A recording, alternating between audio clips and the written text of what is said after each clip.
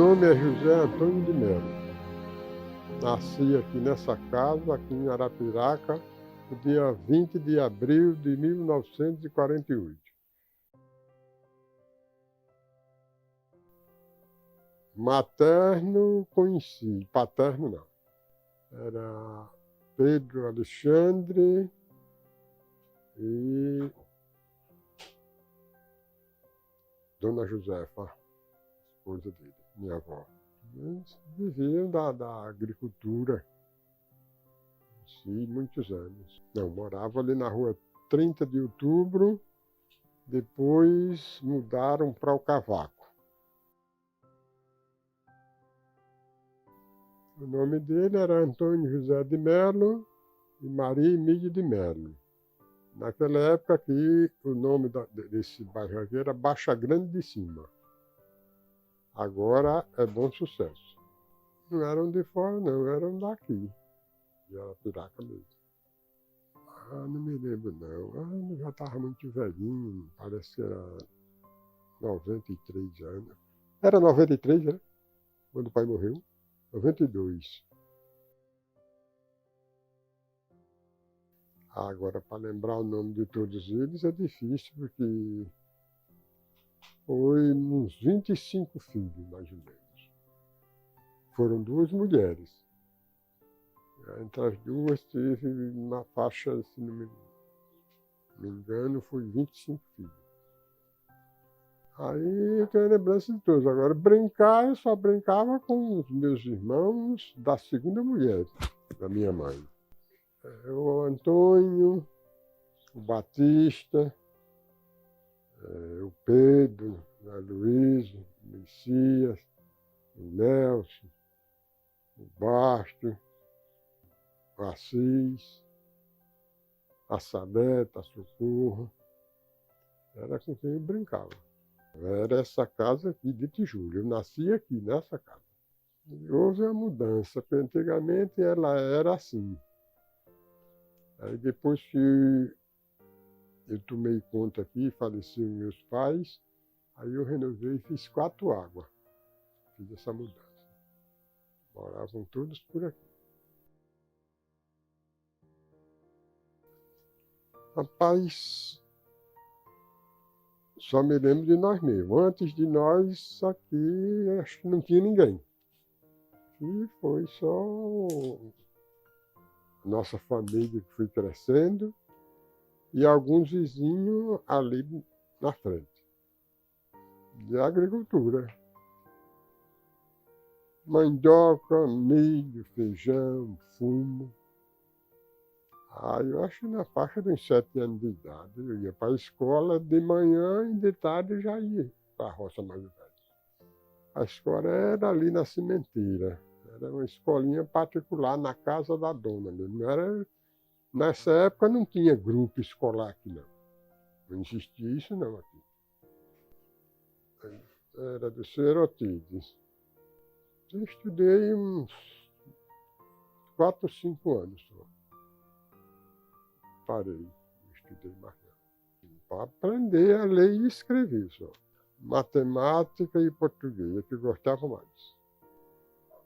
Aí a gente tinha que buscar água fora daqui.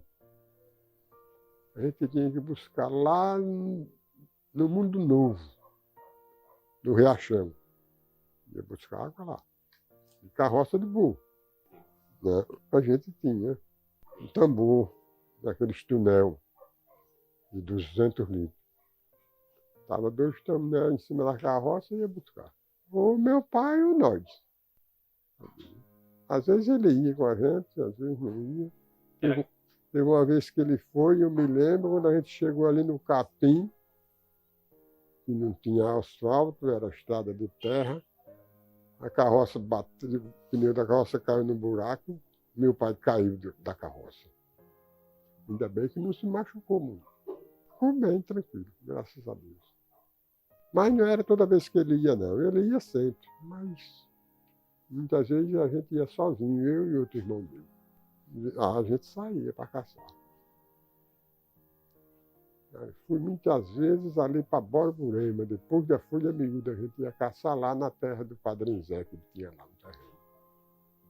A gente ia caçar lá. Espingarda. Era rolinha, nambu, cudunês, taiú. Era o que a gente caçava. Teve uma vez que eu estava no mato caçando, quando eu estou aqui com a espingarda para tirar numa rolinha, quando eu levanto a cabeça aqui, tinha uma cobra já chegando na minha testa, pendurada.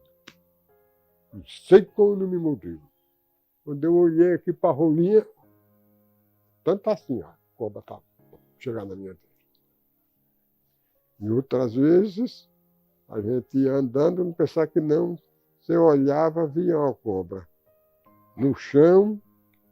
Ela levantava a cabeça, mais ou menos assim, uns 60, 70 centímetros de altura, já ficava preparada aqui para morder o cara. Aí ou você pegava um cabo de vará para matá-lo, ou então saía correndo e ia embora. A gente comprava na loja chumbo, pólvora e o catuchinho, esqueci o nome. A gente pegava o resto de uma corda, fazia e carregava, botava o chumbo e botava, esqueci o nome. Eu me lembro no mercado velho que tinha ali na rua Domingos Corrêa. Até que estilinga, até aquele outro badoque. Parece que era badoque mesmo. Você pegava um pedaço de pau assim, e aqui você botava a pedra e jogava. Não, morei um tempo ali na Baixa Grande e depois aqui. Só morei fora daqui na Baixa Grande.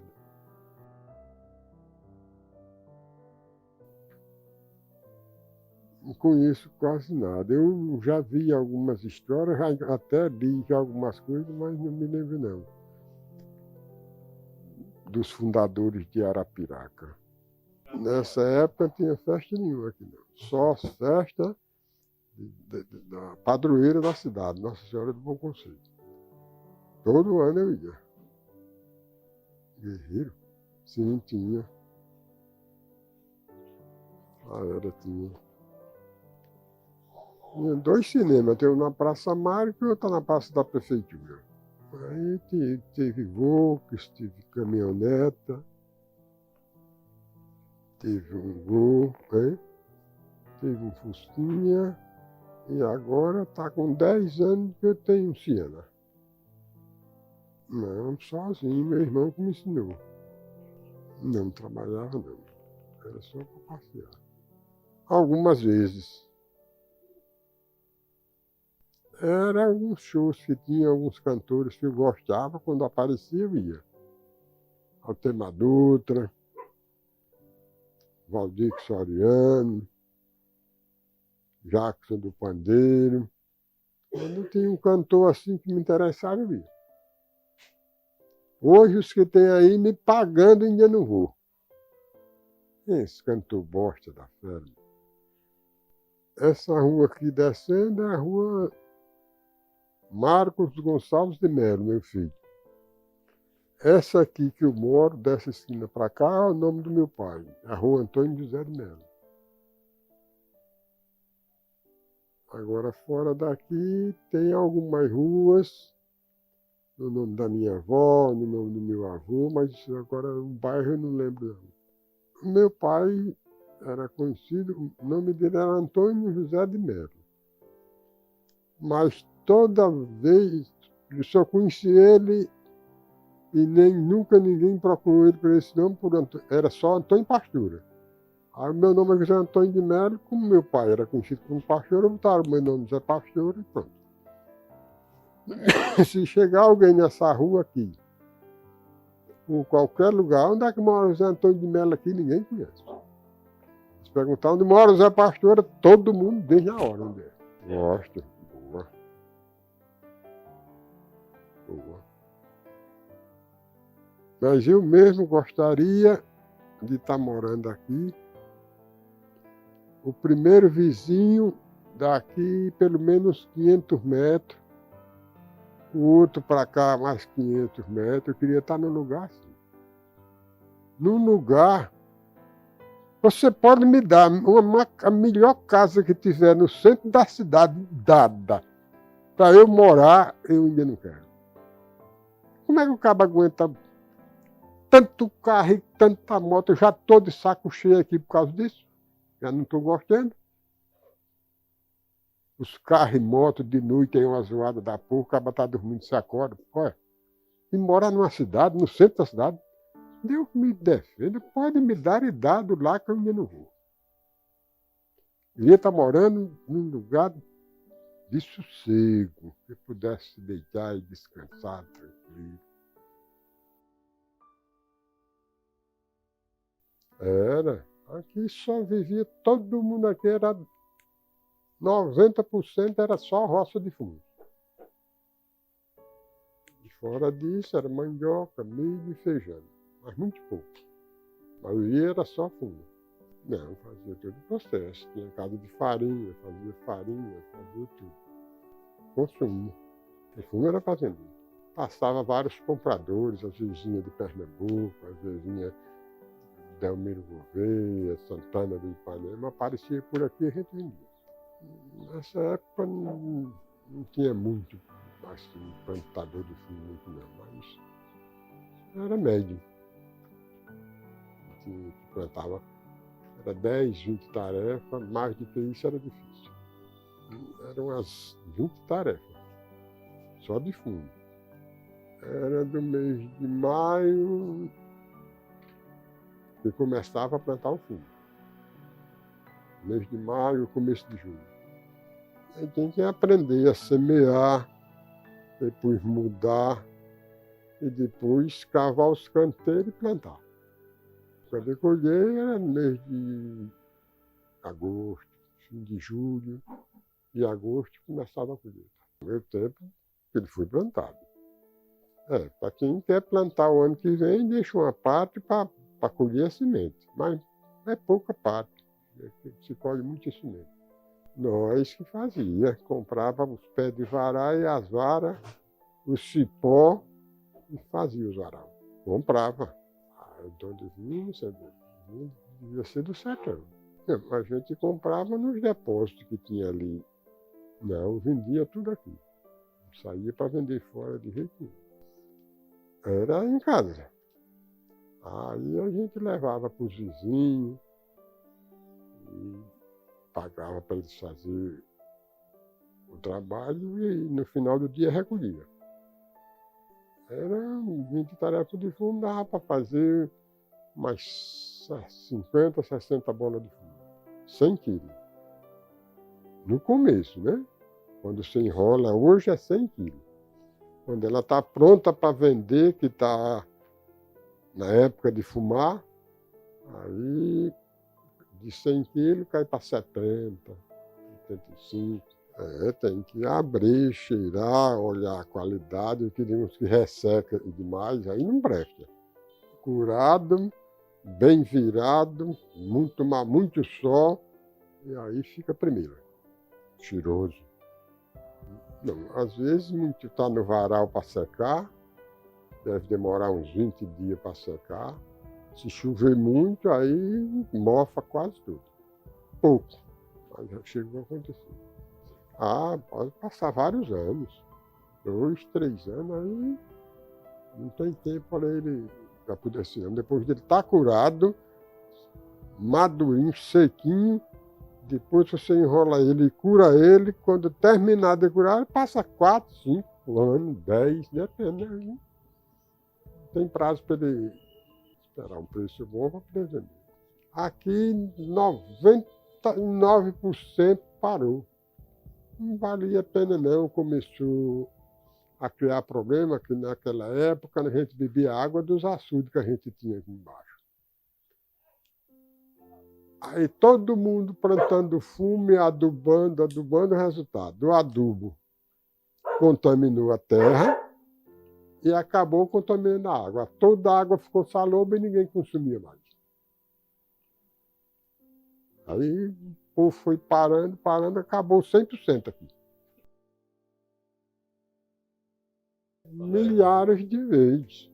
Toda segunda-feira eu ia. E eu era fiscal na época, na prefeitura. Para tirar as bancas que não estavam autorizadas. Tinha. Ali na Água Fazenda, como o pessoal instalava um bocado de banca ali, aí tinha que tirar tudo. Meu trabalho era esse. Fiscalizar. Homem, tá? Tinha que ter segurança, tinha que ter polícia. Porque na época era muitas ruas. Na Praça Manuel André, né? Naquela outra, até a Rua 15, a Rua do Peixe, eu não me lembro o nome. Por trás da igreja também.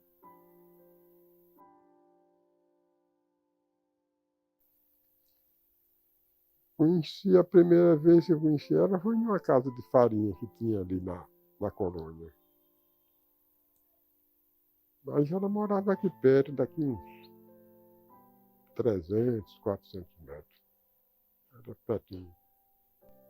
Josefa Gonçalves. Aí depois se casou comigo, aí passou a ser Josefa Gonçalves de Melo. Finado João Gonçalves, na época era João Gonçalves e a Carlinda. Dona Carlinda. Era, tem que ir lá e é só chegar e pedir ela em casamento. Aceitaram. Entrei, aí quando eu entrei ele estava na cozinha. Aí ele chegou na sala, eu disse, preciso falar com o senhor. O que é que há? Eu quero vir pedir a sua filha em casamento. E ele aceitou na hora. Normal. Não, hoje não, porque hoje o pessoal sai demais, viaja demais, vai para a praia, vai para o campo. Naquela época não. Na igreja Nossa Senhora do Bom Conselho, a de Antônio Lima, então. Aqui, numa casinha que tinha ali do outro lado, e depois a gente veio para cá.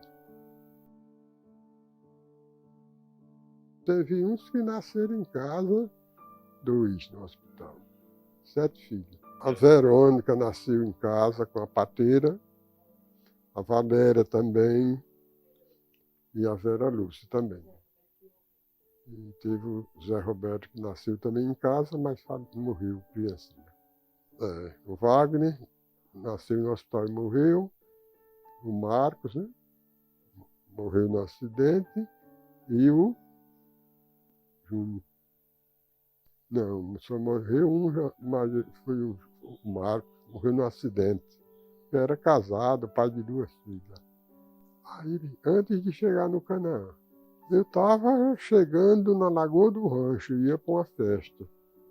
Aí me ligaram, dizendo que tinha acontecido um problema, e me disseram que era que tinha sido ali perto do Pichilau. E eu voltei.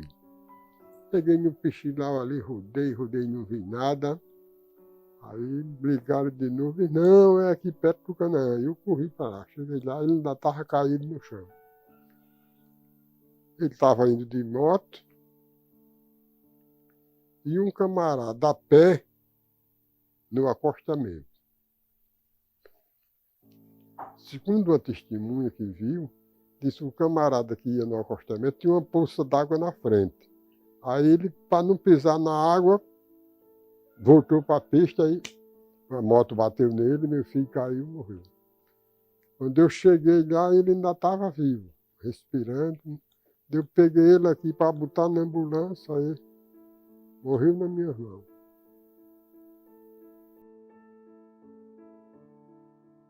Em 1967. Era, eu precisava de um emprego, porque na roça, eu vou tentar. Aí fui para São Paulo. Passei uns 14 anos lá. A primeira vez eu fui de caminhão. Dessa vez eu fui sozinho. Agora com muita gente no caminhão. Mas eu, daqui de casa, fui sozinho. fui para a casa de um tio meu que morava lá. De ônibus você gasta hoje, umas 40 horas de viagem. Naquela época de caminhão, eram uns 4 dias. 4 a 5 dias. Ué, em cima do caminhão, então, parava em algum hotel e dormia. Medo a gente tinha, né? Mas naquele tempo era menos medo. Hoje é que não dá mais. Hoje é que faz medo. Naquele tempo, dificilmente a gente só tinha medo de acidente à noite, o avião, ou o caminhão, nas estradas, muitas vezes em estradas sem asfalto, sem nada. Era o medo que fazia, era acidente. Fui para a casa do meu tio. Foi fácil, eu tinha um endereço, é só se informar na rodoviária, nas ferroviárias e batia lá. Trabalho de segurança nacional. Eu trabalhei numa metalúrgica. Fazia muitas ferramentas. Eu era ajudante, não tinha profissão. Pegava o material fabricado aqui, levava para um lugar, levava para outro. De 7 às 5 da tarde. Comecei a alugar uma casinha, comprar alguns móveis, para depois a família ir para lá. Teve alguns anos que dificultava a agricultura. Agora, qual foi o ano que foi mais seco, eu não lembro, não. Foi em 70. Voltei para ver se a coisa aqui dava certo. Quando eu cheguei aqui, não deu nada certo e voltei de imediato. Fiquei pouco tempo aqui. Aí voltei para lá. Não, aí arrumei outro emprego na Companhia Brasileira de Sintéticos. 7 anos. Não, quando eu comecei, eu era um ajudante. Depois eu fui me identificando e aprendendo com os amigos e passei a ser o chefe da turma. Depois que eu aposentei, estava com um problema sério de saúde, muito da coluna, fui para vários médicos, lá em Campinas, em São Paulo. Em São Paulo, os melhores médicos eu fui. E depois de tantos exames, de tanto médico que eu fui, me aposentaram. Aí eu vim embora. Em São Paulo, quase 15 anos. Ali foi no Largo de Osasco. Deve ter sido por volta de 82, 83. 82, né? Ele era candidato, aí eu estava ajudando a ele. Eu trabalhei com ele uns 14 anos na luta contra a ditadura militar, na luta sindical. A gente trabalhou junto 14 anos. A gente se conheceu numa caminhada que a gente fez, perigosa, contra a ditadura militar. A caminhada que a gente fez lá em São Bernardo do Campo. Meu amigo que tinha de polícia, de exército, de helicóptero voando, vem da hora da gente ser queimado. Aí o que é que a gente fez? Pegamos o pessoal que estava com criança, pegava as crianças pegavam a flor, chegavam no fuzil, no cano do fuzil da metralhadora, botava a flor, aí o pessoal. A ditadura ela perseguia a quem lutava contra ela. A ditadura militar ela foi instalada aqui por esses países vizinhos aqui, Cuba, Nicarágua, Uruguai, que naquela época era tudo ditadura militar nesses países tudinho. E isso era uma orientação americana. para manter o país desorganizado. E todos aqueles que lutavam para organizar, que era contra a ditadura, muitos colegas meus saíram e nunca voltaram para casa. Foram fuzilados. A luta sindical não podia fazer, movimento nenhum contra a ditadura militar, você não podia participar. Se fizesse qualquer caminhada, para morrer era ligeiro. Então a ditadura militar proibia que você não fizesse absolutamente nada, fosse cuidar de trabalhar e não se organizar em nada. Porque aí, naquela época, eu movimentei um movimento lá em Osasco, nas comunidades eclesiais de base, na luta sindical com o Lula, na fundação do PT. Aqui tentaram, aí eu vim para aqui, daqui eu tive que voltar para São Paulo às pressas para não ser queimado aqui.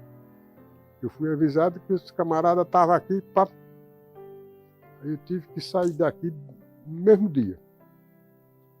Era o risco. Meu filho, eu escapei da morte, foi Deus que me livrou várias vezes. Uma vez eu saí de casa, de carro, eu morava no Munhoz, num bairro lá de Osasco, cercado por 3 favelas.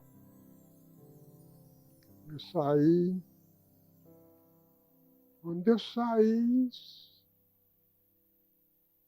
quando eu olho um carro, eu saí de carro, com um carro atrás de mim. Eu acelerei rapidinho, os cabas estão indo do mesmo jeito. Aí peguei a Castelo Branco com os cabas atrás de mim. Era com os cabas para me queimar. Quando eu cheguei em Osasco, ali no final da Antônio Angu, para chegar na Praça da Igreja, né? Tinha uma feira. Eu larguei o carro no meio da feira e saí correndo a pé, para escapar. Senão os cabas tinham me queimado. Foi a minha sorte. Para lembrar, era muita gente, mas tem o João Joaquim, tinha o Joaquim Miranda, tinha Zé Pedro, Iona, Dona Marinete. Quem era mais? Eu encontrava, às vezes, alguns parentes, amigos. Isso aí foi um primo meu que veio de lá, que o primeiro presidente do PT lá em Osasco fui eu, que fundei o PT lá. Aí quando ele veio passear aqui, ele mandou fazer essa coisinha e trouxe para mim. Eu estava lá, no Lago de Osasco, aí ele tinha um palanque já montado, e eu estava lá num barzinho na esquina, tomando uma raizinha de pau. Quando eu estou virando a raizinha de pau aqui, batendo no ombro, espia, o Lula, quero uma também. Aí tomou uma, aí foi nessa hora que eu subi no palanque, mais ele. Aí tiraram essa foto lá. Agora, teve uma das coisas que eu não esqueço nunca. Eu estava no Largo de Osasco, na rua Antônio Agu, e fui avisado que eu tomasse cuidado. Aí tive que entrar dentro de um barzinho que tinha assim, entrei dentro do banheiro e fiquei lá. Pelo jeito, os caras estavam ainda Antônio Agu para me pegar. Aí eu demorei uns 15 minutos dentro do banheiro. Depois saí, que eu estava indo no advogado. Aí tem aquela rua, Primitiva Bianco, né? O advogado era lá. Quando eu subi e cheguei na sala, o cara estava sentado na cadeira, na frente da cadeira tinha o birô dele, e ele com os 2 pés assim em cima da mesa. Quando eu entrei, ei! Agora sim, esse merece pancada. Aquele que saiu daqui era pequenininho, agora esse, olha o tamanho dele. Eita, meu Deus do céu. meu amigo. A minha sorte é que eu estava com um advogado. O advogado disse, você não diga um A. Calado estava, calado fiquei. Descemos e fui embora. Não disse um A. Se eu tivesse dito, o cara tinha me matado. Nunca me esqueci disso. Eu estava indo para casa e esqueci o nome da rua. Eu saí lá de frente à CBF e estava subindo aquela rua, que eu não sei o nome. Estava chegando no Jardim das Flores. Quando eu estou subindo o Jardim das Flores, na calçada, cigarrinho no bico, passou um carro. Quando eu olho, eu vi uns 4 canos de fuzil assim, cada um com um. Acho que não me conheceram, passaram. Fui nessa hora que eles foram lá em casa para me pegar. Eu só não me lembro o nome, mas foram vários. Teve um deles que veio do Amazonas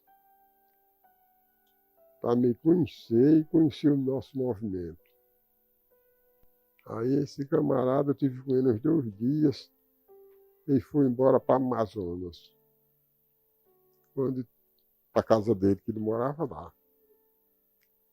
Quando estava faltando uns 500 metros para chegar em casa, os cabas. Ele era sindicalista rural. Foi para lá para trocar experiência com a gente. Um encontro que a gente teve dos sindicalistas. Coitado, antes de chegar em casa, os cabas queimaram ele. Era a luta contra a ditadura militar e a luta sindical para organizar a classe trabalhadora. E, em seguida, a luta para a fundação do Partido dos Trabalhadores. Tudo isso envolvia quem tivesse compromisso com esses 3 pontos. A nossa melhoria foi na mudança no final da ditadura, com a eleição, né, que a gente fazia um movimento muito grande. Eu estava na Praça da Sé, ia ter umas 40, 50 mil pessoas. Estava em cima do palanque, estava Lula, estava eu, estava o Tancredo Neves, estava o Palocci. Era tanta gente, eu nem imagino. Era a luta contra o fim da ditadura e, graças a Deus, nessa época, esse mesmo ano, a ditadura acabou. Aí teve a eleição. Não, o presidente foi Tancredo Neves. Me envolvi, mas não muito, não, um pouco. Fui candidato a vereador, mas não ganhei nenhuma, nem lá e nem aqui. Acidente de carro, uma batida. Eu ia saindo e o camarada saiu de repente e bati na véspera da eleição. Osasco. Era urna. No papel, na cédula. Criaram a UNAMAR. Quando eu entrei, aí mudei para Facomar.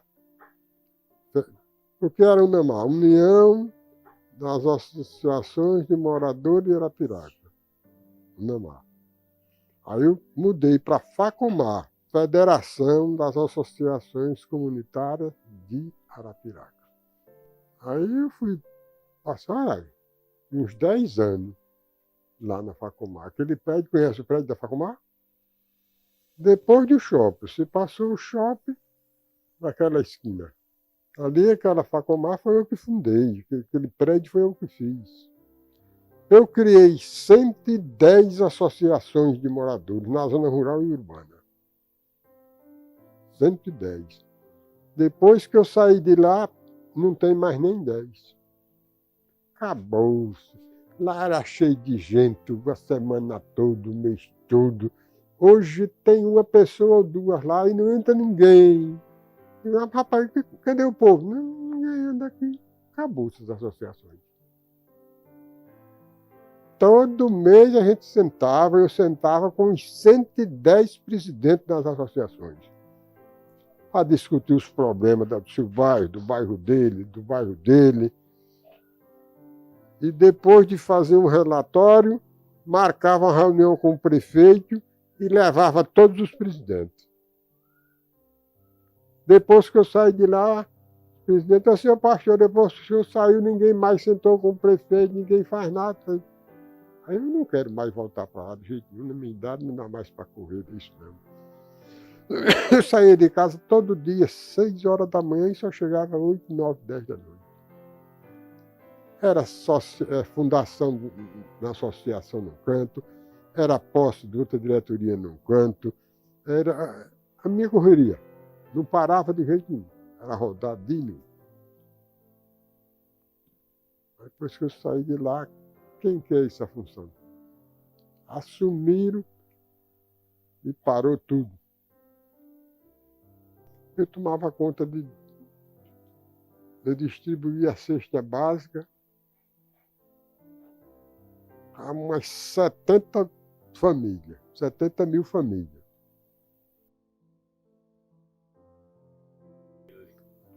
Aquilo ali foi um trabalho que o pessoal de Maceió, o comandante ali do 3º Batalhão, me procurou para a gente fazer um trabalho junto, visitar as comunidades, ouvir os problemas de cada presidente, a questão de violência de cada bairro, na zona rural, na zona urbana. Aí a gente fez um trabalho muito grande. Quando o cabo saiu, me mandou essas coisas de agradecimento.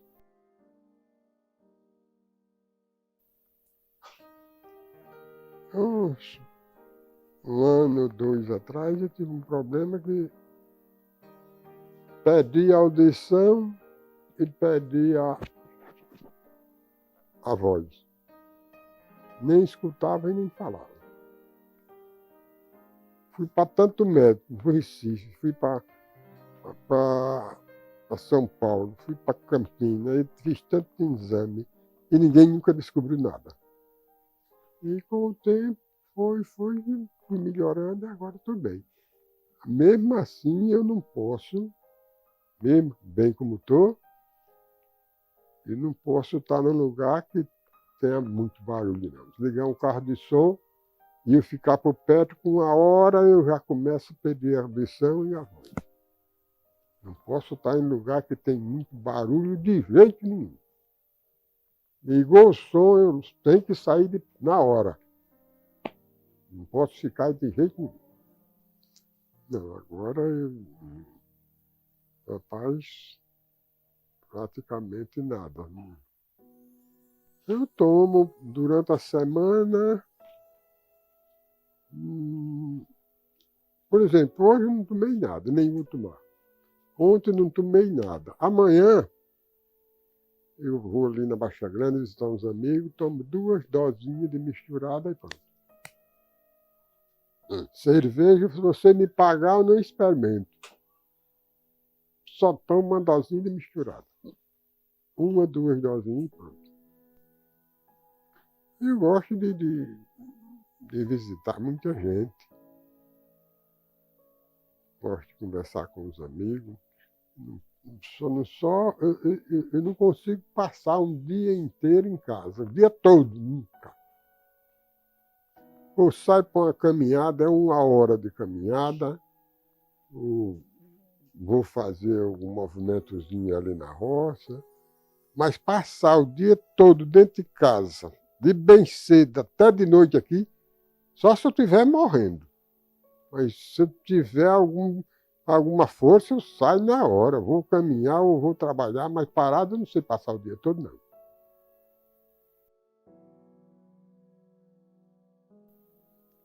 Meu sonho era conhecer